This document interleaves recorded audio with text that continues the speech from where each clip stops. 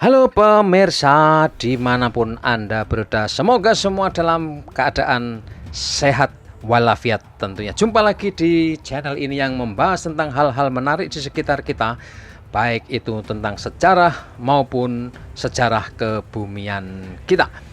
Nah, kali ini kita akan melanjutkan pembahasan tentang jejak-jejak erupsi purba, gunung api purba, dan geologi purba yang umurnya mencapai jutaan tahun. Kali ini kita akan membahas secara agak lebih spesifik tentang riwayat gunung api purba Ngelanggeran di Kecamatan Patok, Kabupaten Gunung Kidul.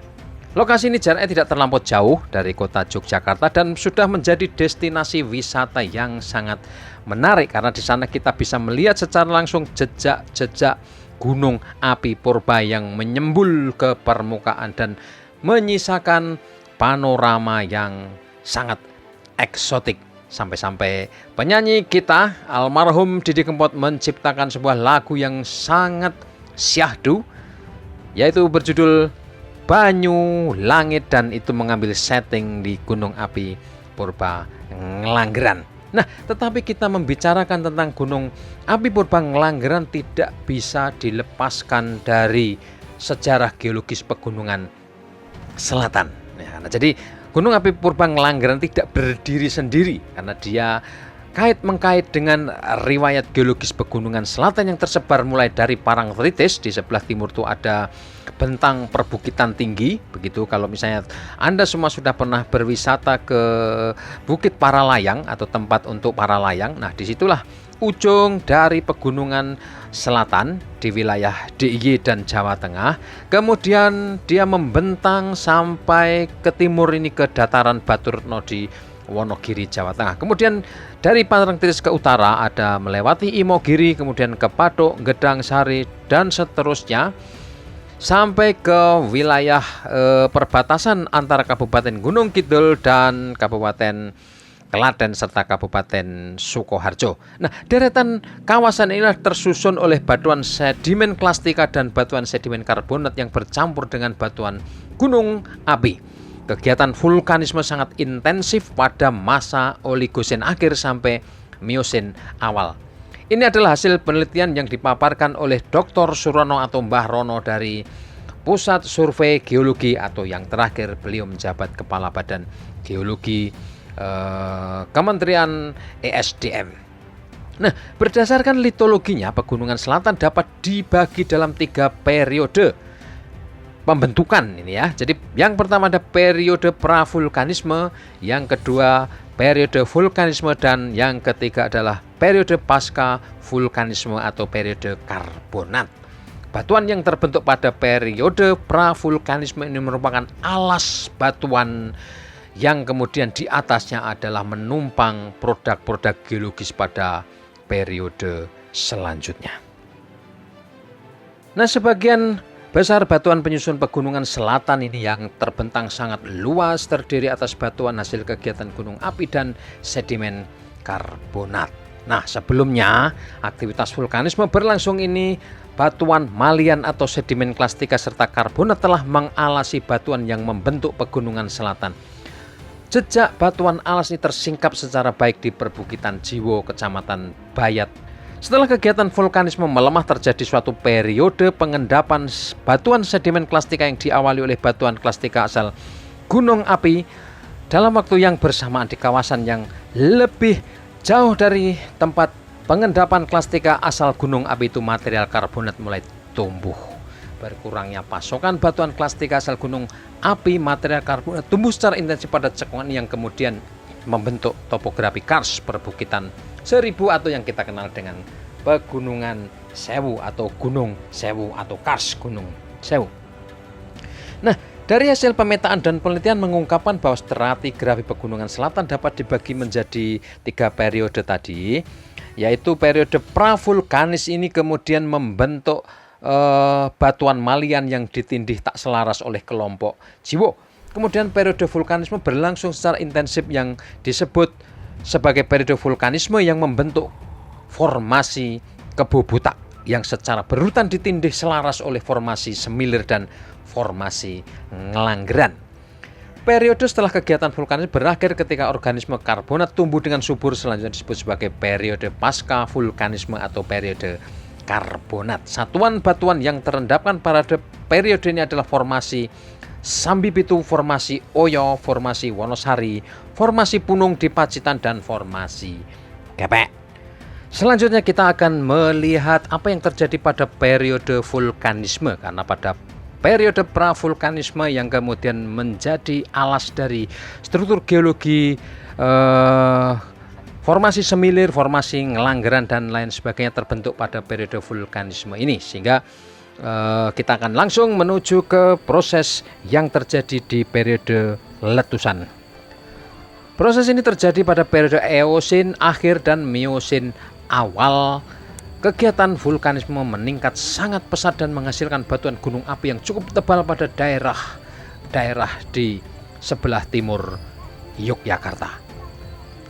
Sebaran batuan gunung api ini akhirnya membentuk pegunungan Batur Agung yang mengular di sebelah utara Kabupaten Gunung Kidul, dari sisi sebelah timur di Kecamatan Semin, kemudian ke barat ke Ngelipar, Ngawen, Gedang Sari, Patok, dan selanjutnya sampai di wilayah Imogiri. Kemudian dari wilayah Semin perbatasan Sukoharjo itu kemudian berlanjut menuju ke deretan pegunungan di Gajah Mungkur, Kabupaten. Batuan tertua pegunungan Batur Agung dan Gajah Mungkur adalah lava bantal yang disebut lava bantal Nampurjo. Lava bantal ini berkomposisi basal dan berselingan dengan batu pasir vulkanis berwarna hitam pekat. Jadi ini mirip dengan yang ada di lava bantal Watu Wadek, umurnya mencapai 56 juta tahun yang lalu, tetapi ada perbedaan-perbedaan lain menyangkut material mineralnya. Deretan gunung api yang ada di Wonogiri atau Gajah Mungkur ini yang dikenal dengan sebutan formasi Mandalika tersebar luas kurang lebih 300 meter menurut penelitian Dr. Insinyur Surono. Ini jenis material mineralnya terdiri dari lava, dasit, andesit, tuf dasitan, dan retas diorit. Hasil pertanggalan menggunakan kalium argon, lava dasit di Nawangan menunjukkan umur Miosin awal. Sementara kelompok Kebo Butak yang terdiri dari formasi Kebo dan formasi Butak menghampar luas di lereng utara pegunungan Batur Agung. Formasi Kebo terdiri atas perselingan antara batu pasir dan batu pasir kerikilan dengan sisipan batu lanau, batu lempung, tuf, dan serpih. Sementara formasi Butak tersusun oleh breksi polimik dengan selingan batu pasir kerikilan, batu lempung, dan batu lanau serpih. Dari hasil penarikan atau pengukuran umur menunjukkan bahwa formasi Kebo dan Butak ini berumur lebih kurang antara 33,5 juta hingga 21 juta tahun lalu atau di masa Oligosin akhir Miosin awal. Dengan demikian dapat disimpulkan bahwa umur kelompok Kebo Butak adalah Oligosin akhir atau Miosin awal. Kelompok ini diendapkan di laut yang dipengaruhi kegiatan gunung api. Ketebalan formasi Kebo sekitar 550 meter, sedangkan formasi Butak tebalnya lebih kurang 334 meter. Selanjutnya kelompok Kebo Butak ini atau formasi Kebo Butak ini ditindih secara selaras oleh formasi semilir yang berupa batuan hasil erupsi letusan gunung api Asam yang didominasi oleh tuf, lapili, dan tuf serta terutama di bagian bawah bercampur dengan sedimen klastika. Bagian bawah formasi ini, formasi semilir bawah didominasi oleh tuf, lapili dengan sisipan tuf dan lempung tufan, batu pasir tufan, dan breksi batu apung. Formasi semilir ini bisa kita lihat secara kasat mata atau secara mata telanjang ada di situs Purba Watu Wadek, yaitu di sisi timur Kali Opak. Di sana kita bisa melihat struktur geologis yang lebih lembut pembentuk batuannya, sementara di sebelah barat sungainya ini terdapat lava bantal yang berjenis batuan basalt piroksin. Sementara formasi semilir atas bisa kita temukan di sekitar Candi Ijo ke bawah, kemudian ke atasnya lagi ada di Penampang Perbukitan di Wukir Harjo, Gayam Harjo, dan seterusnya sampai di sebelah utaranya formasi Ngelanggeran. Nah, umumnya formasi Semilir bawah ini diendapkan pada laut yang kemudian berubah menjadi darat pada pengendapan formasi Semilir atas. Ketebalan seluruh formasi Semilir bawah dan atas diduga mencapai 460 meter. Nah, di formasi Semilir inilah ditindih selaras oleh satuan yang didominasi oleh breksi gunung api dan aglomerat yang dikenal dengan formasi Ngelanggeran. Formasi Ngelanggeran ini terdiri atas breksi gunung api dan aglomerat dengan sisipan tub dan lava andesit. Fosil sangat jarang ditemukan di formasi ini, dan kita bisa melihat di kawasan Gunung Api Purba Ngelanggeran di Patok ini ada begitu banyak blok-blok batuan sangat besar, dan di sana kita bisa melihat secara dekat itu bagaimana batu-batu dari gunung api itu kemudian menyatu terikat oleh material lain.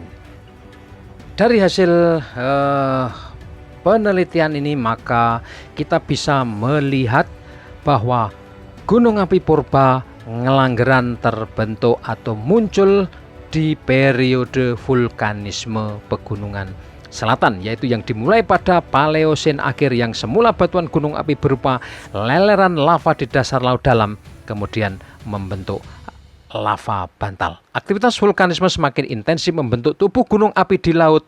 Contoh-contoh yang bisa kita lihat antara lain yang ada di Watu Adek atau lava bantal Watu Adek di Kaliopak, dan kemudian juga di Ngelanggeran. Pertumbuhan gunung api berkembang sangat baik sehingga rempah gunung api membentuk lereng yang cukup terjal. Sisa-sisanya masih bisa kita lihat langsung saat ini. Dan begitu terjalnya lereng ini sehingga sebagian darinya meluncur ke bawah. Setempat luncuran rempah gunung api ini terendapkan bercampur dengan material klastika dari darat yang lain. Sebagian gunung api juga muncul di atas permukaan laut sehingga berbagai tumbuhan darat dapat berkembang secara baik. Pada saat erupsi, rempah gunung api ini meluncur ke laut membawa arang dari tetumbuhan darat tersebut. Keadaan seperti ini berlangsung sampai pengendapan formasi Semilir berakhir. Kegiatan vulkanisme secara intensif berlangsung terus sampai pengendapan formasi Ngelanggeran yang didominasi oleh endapan breksi gunung api. Lah, lantas di manakah pusat atau titik keluarnya material magma yang kemudian meninggalkan jejak di Gunung Api Purba Ngelanggeran ini? Mengutip tulisan dari geolog Ma'rufin Sudebyo di Ekliptika di blog pribadinya ini, secara teoritis pusat atau letak kawah gunung berapi purba termasuk di Ngelanggeran ini, atau barangkali kalau misalnya kita mau melacak sejak sisa kawahnya, pada umumnya memang gunung berapi terletak di puncak gunung sekaligus menjadi muara dari diatrema atau jalan keluarnya magma. Nah, mengingat bukit-bukit batu itu adalah leher vulkanik Ngelanggeran, maka logikanya kawah gunung berapi purba tersebut ada di ujung atas vulkaniknya. Hal sesuai dengan hasil penelitian Sutekno Bronto, geolog. Pada 2009-2010 Vulkanolog Indonesia itu mengatakan bahwa sebagian besar bukit-bukit batu itu tersusun oleh aglomerat. Aglomerat ini adalah batuan produk letusan gunung berapi yang banyak mengandung bom gunung berapi, yakni bongkahan batuan beku yang ukurannya besar. Saat sebuah gunung berapi meletus, maka bom gunung api akan dilontarkan kuat-kuat dari dalam lubang letusan atau kawah, lantas jatuh bebas di sekitar kawah dalam jarak yang tidak jauh. Sisa-sisa bom gunung berapi Ngelanggeran ditemukan berbentuk mirip buah salak menurut Ma'rufin Sudebyo, dengan bagian runcing di sebelah atas sementara bagian yang besar dan berat di sisi bawah. Jadi kalau melihat jejak-jejaknya, ya sangat kuat dugaannya bahwa kawah atau pusat erupsi gunung api purba Ngelanggeran ya ada di sekitar area sekarang ini, di mana terdapat jejak-jejak atau sisa batuan yang sangat purba dalam bentuk dan ukuran yang sangat super besar. Masih menurut Ma'rufin Sudibyo ini, berdasarkan pengukuran umur batuan beku menunjukkan Gunung Ngelanggeran adalah gunung api aktif pada masa sekitar 58 juta tahun yang silam. Jika dikaitkan dengan sejarah geologi Pulau Jawa, jelas gunung api purba Ngelanggeran merupakan gunung berapi di laut. Bagian kakinya berdiri di atas dasar samudera Indonesia, dengan sebagian tubuhnya mungkin terbasuh permanen di dalam air laut. Lantas apakah puncaknya menyembul di atas paras laut dan menjadi sebuah pulau vulkanis? Tidak ada yang tahu. Namun yang jelas dalam kurun waktu yang sangat panjang itu, 58 juta tahun terakhir, gunung api purba Ngelanggeran sudah masuk kategori gunung api yang mati. Pergerakan tektonik seiring dorongan lempeng Australia menuju ke utara, kemudian mengangkat lempeng di deretan panjang Pulau Jawa ini, membentuk lempeng yang sangat aktif, dan itu ditandai oleh sangat tingginya frekuensi kegempaan serta aktivitas vulkanik di sepanjang busur Jawa ini. Nah, apakah Gunung Ngelanggeran bisa meletus kembali atau erupsi lagi? Berdasarkan riwayat dan kesimpulan yang dilakukan, diambil oleh para ahli, memang sangat kecil kemungkinan gunung api purba ini akan meletus kembali. Karena apa? Karena jalur aliran magmanya sudah membeku dan sulit untuk ditembus magma dari dalam. Jadi sekali lagi, kita tidak perlu khawatir yang ada di sekitar Ngelanggeran dan lain sebagainya. Was-was apakah gunung ini akan meletus lagi, karena beberapa tahun yang lalu sempat muncul isu terasa getaran yang sangat kuat di kawasan gunung api Ngelanggeran ini. Jadi leher vulkanik gunung api Ngelanggeran merupakan ujung yang kasat mata, tampak sekali dari batuan beku pejal sangat panjang yang menyumbat secara total diatrema gunung berapi purba tersebut. Dengan begitu sangat mustahil bagi magma segar untuk bisa menjebolnya, apalagi sebagai fluida, magma juga lebih menyukai untuk menembus atau melewati atau mencari titik-titik atau pipa atau jalur yang lebih lemah di kerak bumi. Nah, ketimbang harus menjebol, susah payah menjebol batuan beku pejal yang sangat panjang dan menyumbat secara total diatrema Gunung Ngelanggeran, tentu saja ini menjadi sesuatu yang mustahil terjadi erupsi lagi di gunung yang berusia sekira 58 juta tahun yang lalu. Demikian pemirsa, sepintas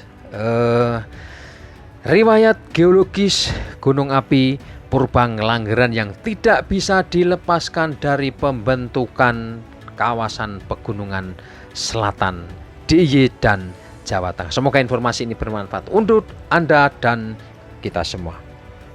Dadah. Sampai jumpa di edisi berikutnya. Jangan lupa like, komen, dan subscribe.